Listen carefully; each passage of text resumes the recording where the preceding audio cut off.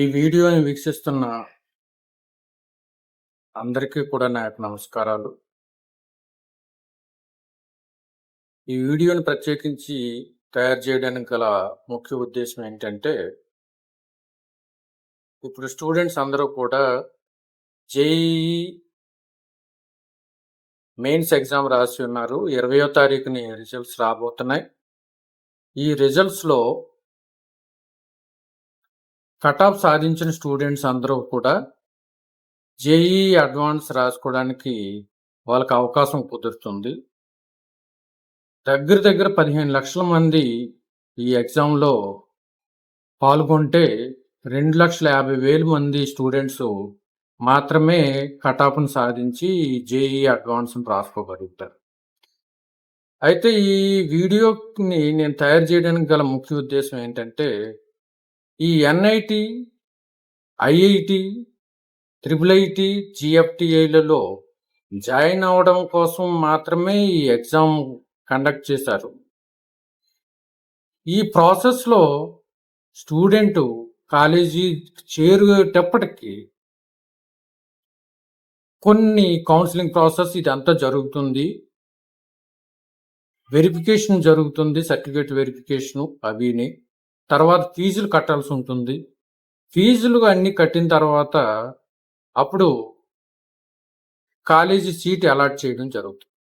అయితే చాలామంది స్టూడెంట్స్‌కి ఈ ఐఐటీలో ఎంత ఫీజులు ఉంటాయి, ఎన్ఐటీలో ఎంత ఫీజులు ఉంటాయి, ట్రిపుల్ ఐటీలో ఎంత ఫీజు ఉంటుంది, జీఎఫ్టీలో ఎంత ఫీజు ఉంటుంది అనేది తెలియదు.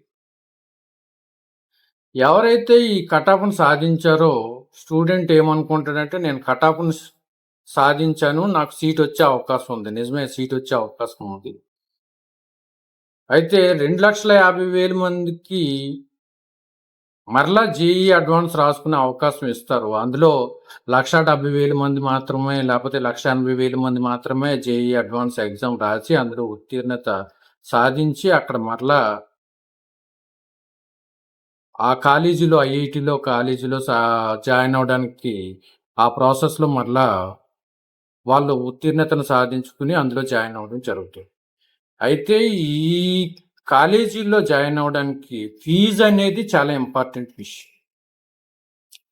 మొదటగా జొస్సా కౌన్సిలింగ్ జరుగుతుంది. ఈ జొస్సా కౌన్సిలింగ్‌లో జాయిన్ అయిన స్టూడెంట్స్ వాళ్ళకి సీట్‌ని కేటాయిస్తూ ఉంటారు. First round, second round, third round, fourth round, fifth round అనుకుంటా ఇట్లా ఒక్కొక్క రౌండ్‌ని కేటాయించి ఆ రౌండ్ వారీగా సీట్లు కేటాయిస్తూ ఉంటారు. ఆ సీట్లు కేటాయించిన తర్వాత ఎవరైతే ఆ పర్టికులర్ రౌండ్‌లో సీట్‌ని సాధిస్తారో ఆ సాధించిన వాళ్ళకి 35,000 లేదా 36,000 ఫీజు కట్టాలని చెప్తారు. ఈ ఫీజు కట్టేటప్పుడు ఒక్కసారిగా 35,000 కట్టాలని ఏమి ఉండదు. సగము ఒక 19,000 అంత ముందు కట్టాలి, మిగతాది తర్వాత కట్టాలని చెప్తారు.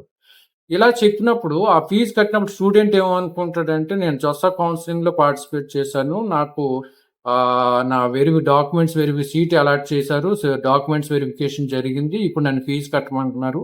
ఈ ఫీజు కట్టడం కోసం పేరెంట్స్‌ని అడుగుతాడు, నాకు ఫీజు కట్టండి అని చెప్పి. ఇప్పుడు ఫీజు కట్టేటప్పుడు ఇప్పుడు ఎంత కట్టాలంటే పేరెంట్‌తో చెప్తాడు, ఒక 20,000 దాకా కడితే ఫీజు ఓకే. కట్టిన తర్వాత మరలా ఫీజు మొత్తం రౌండ్స్ అన్నీ అయ్యే లోపల మిగతా డబ్బులు కట్టాలంటారు. ఆ డబ్బులు కట్టేస్తే ఫీజు మనకి సీట్ పూర్తిగా అలాట్ చేయబడుతుందని చెప్తారు. ఈ 35,000 కట్టేసిన తర్వాత ఇంకా ఫీజు నీకు సీట్ ఓకే అయిపోయిందా? ఓకే అయిపోయింది. అయితే ఆ 35,000 తోటే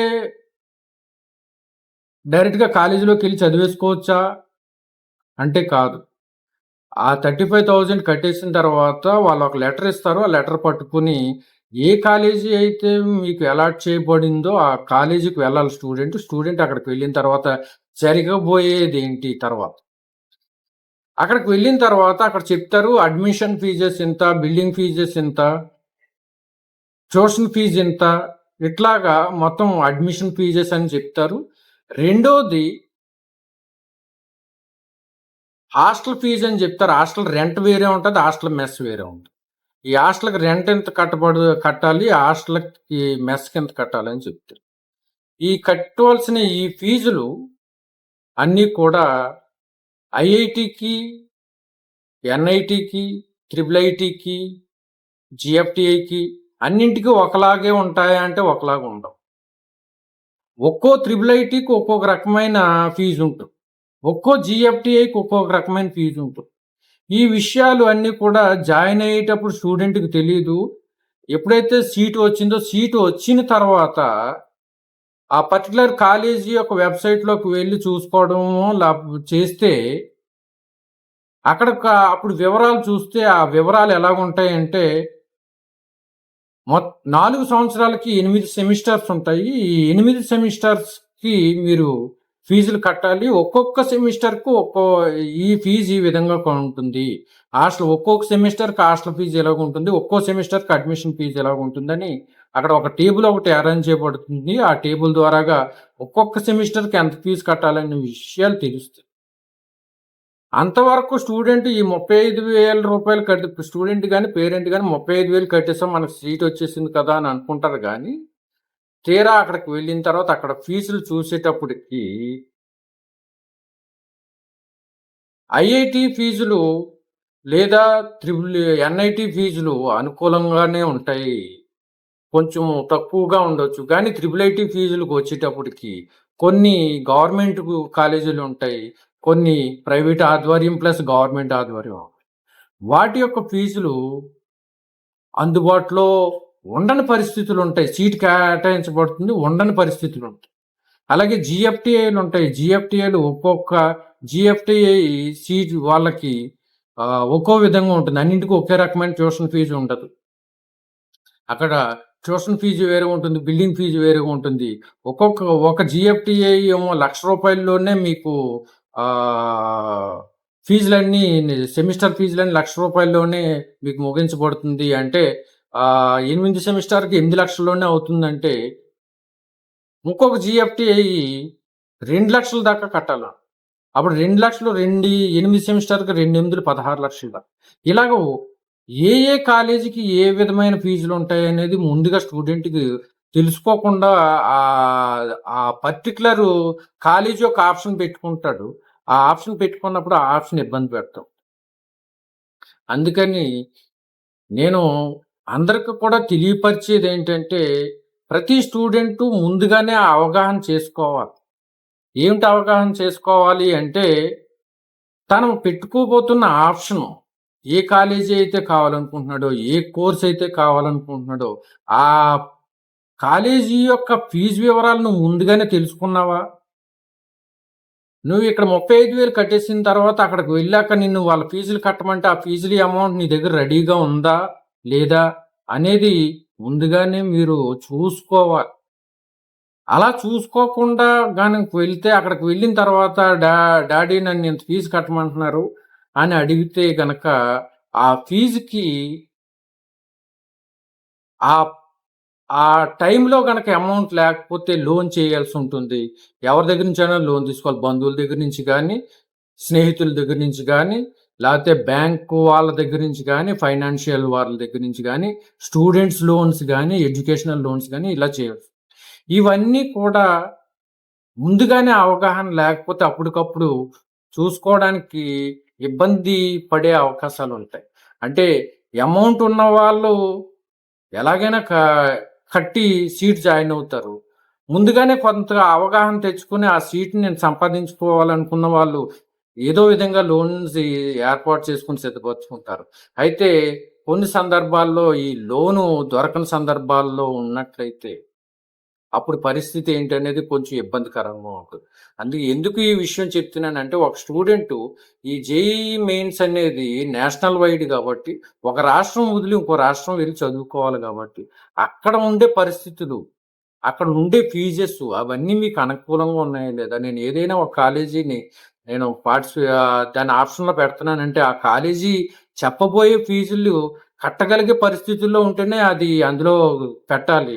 ఒకవేళ అదే కాలేజీ గనక మీకు అలాట్ చేయబడితే, అరే! నేను ఈ ఫీజులు చూసుకోకుండా నేను దీన్ని సెలెక్ట్ చేసుకున్నానని తర్వాత బాధపడకూడదు. అందుకని ముందు నుంచి నేను పేరెంట్స్‌కి స్టూడెంట్స్‌కి ముఖ్యంగా చెప్పే విషయం ఏంటంటే, మీరు జొస్సాలో పార్టిసిపేట్ చేయండి.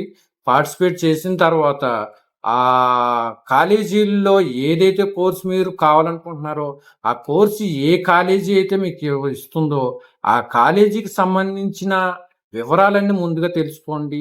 ఫీజు వివరాలన్నీ ముందుగా తెలుసుకోండి.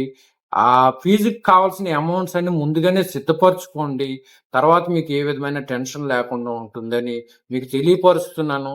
పేరెంట్స్ అందరూ కూడా ఈ విషయాలు గమనించుకోండి. స్టూడెంట్స్ అందరూ ఈ విషయాలు గమనించుకోండి.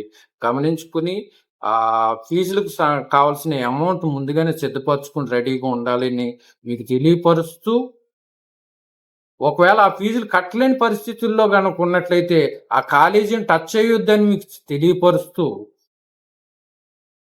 ఈ యొక్క వీడియోని నేను ముగిస్తున్నాను.